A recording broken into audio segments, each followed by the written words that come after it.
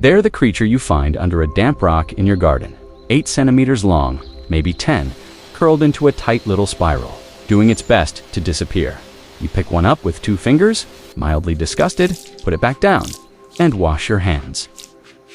That's the millipede, you know, but 340 million years ago, in the deep coal forests of what would become Europe and North America, the millipede didn't curl up and hide. It didn't need to, because at 2.5 meters long, it had nothing to hide from.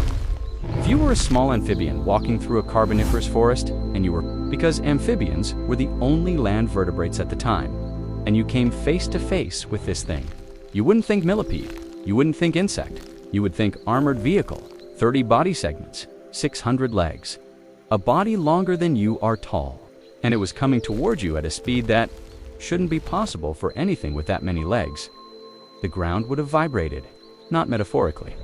A 2-meter arthropod moving through leaf litter creates a rhythm, a low-frequency thudding that smaller animals would have felt through their feet before they saw it, the world that made Ito understand why this animal existed.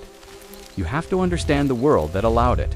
The Carboniferous period, roughly 300 million years ago, was the closest Earth has ever come to, being a planet designed by a committee that specialized in excess. The atmosphere contained 35% oxygen.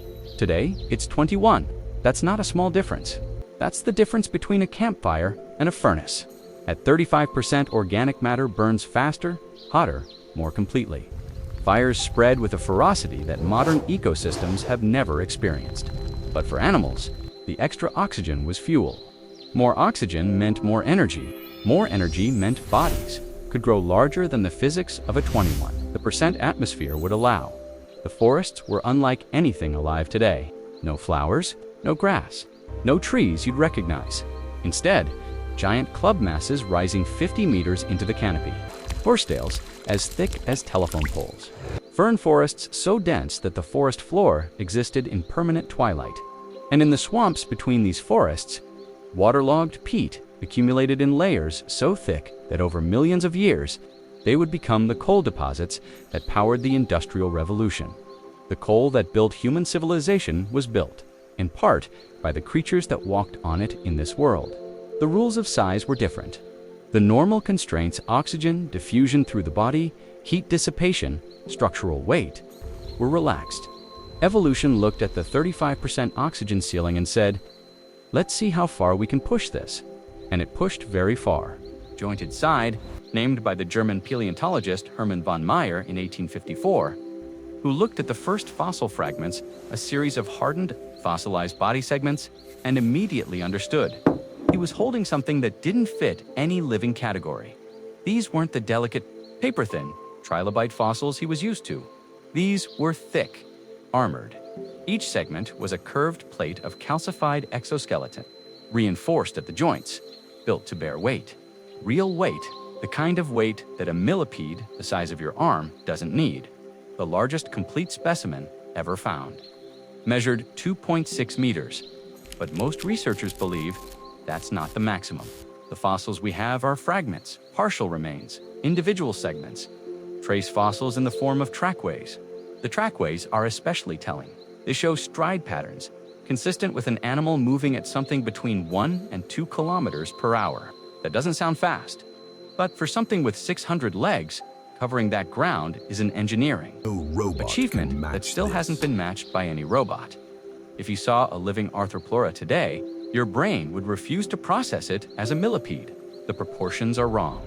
The scale is wrong. It's the same animal, the same body plan, the same basic design that your garden millipede uses. Where the science gets interesting, because Arthropleura is one of those animals where the fossils tell an incomplete story, and the gaps are as revealing as the bones. The fossil record consists of 3 things: individual body segments, the calcified armor plates that molted and were preserved in ancient lake beds, trace fossils in the form of trackways found in Carboniferous coal measures across Scotland, Germany, and North America, and a handful of nearly complete specimens, the most famous of which was discovered in a limestone concretion in Germany, preserved in such fine detail that the individual leg attachment points were visible. But here's the thing paleontologists argue about, and it matters. We don't have a complete head, not one. The front end of Arthropleura, the mouthparts, the antennae, the sensory organs, remains unknown. Every reconstruction you've ever seen of what it looked like from the front is an educated guess based on its closest living relatives. This matters because the head tells you what the animal ate, and what it ate tells you what kind of predator it was, or whether it was a predator at all.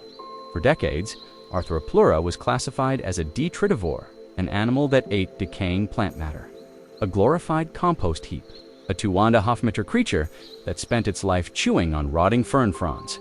This interpretation was convenient. It made the animal less threatening.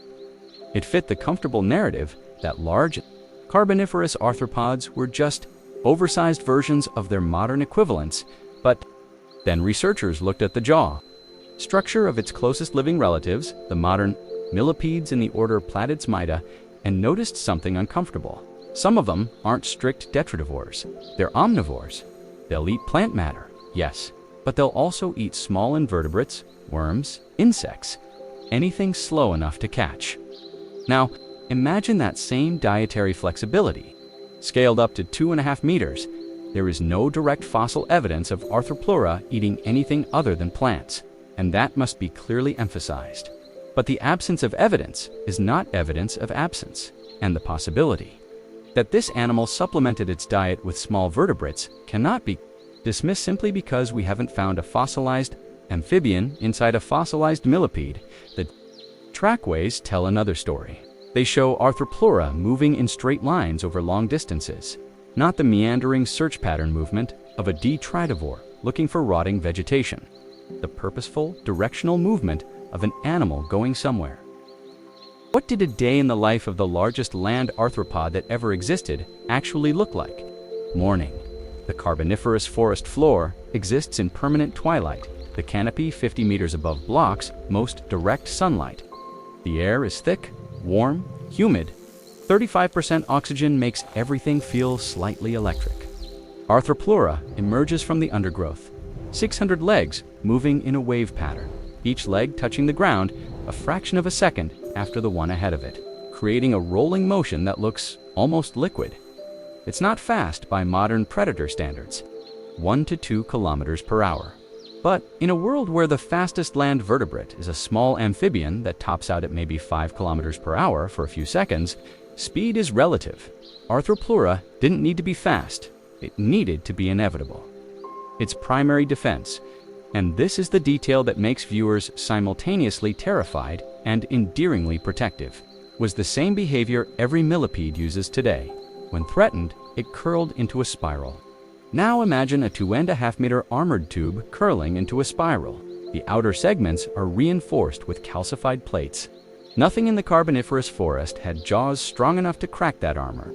Even the largest early amphibians, creatures the size of crocodiles, would have found Arthropleura inedible in its defensive posture, so it walked through a world where it had no predators, curled up when it felt uncomfortable, and spent its days moving through forests that belonged to it as much as to anything else alive.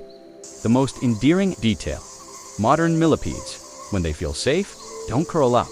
They stretch out. They become almost vulnerable looking, long, soft, exposed.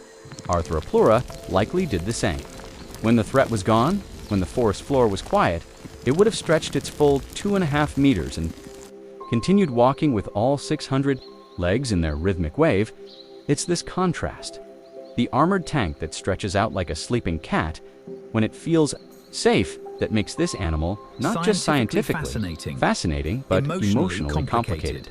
It was the apex invertebrate of an entire geological period, and its emotional repertoire was identical to the millipede in your garden. The scientific community has never been comfortable with Arthropleura, not because the fossils are disputed, they're not. The problem is conceptual. A 2.5 meter millipede challenges assumptions about what arthropods can become. The debate centers on 3 questions. First, what did it eat? The detritivore interpretation is losing ground to the omnivore hypothesis. The jaw structure of its relatives, the trackway behavior, and the sheer energy requirements of a tumeter arthropod all point toward a diet that included more than decaying plants. How did it breathe? Second, how did it breathe? Arthropods don't have lungs. They breathe through a system of tubes called trachea which rely on passive oxygen diffusion. At modern oxygen levels, the maximum size for a terrestrial arthropod is roughly 30 centimeters, the size of the largest modern tropical millipedes, but at 35% oxygen, the diffusion limit extends much further. Arthropleura was, in a very literal sense, breathing its way to gigantism. Third, was it alone? The answer, based on the fossil record, is that it wasn't. The Carboniferous forests were full of oversized arthropods. Meganeura, a dragonfly with a 70-centimeter wingspan. Pulmonoscorpius, a scorpion 70 centimeters long with venom that could have paralyzed anything alive at the time. Arthropleura was the largest, but it was part of an entire ecosystem of animals that had been liberated from the size constraints that govern the modern world. This is the insight that matters most. Arthropleura wasn't a freak. It was the logical conclusion of a world where the normal rules were suspended. It's what happens when evolution gets a higher oxygen budget and decides to spend it all on one animal.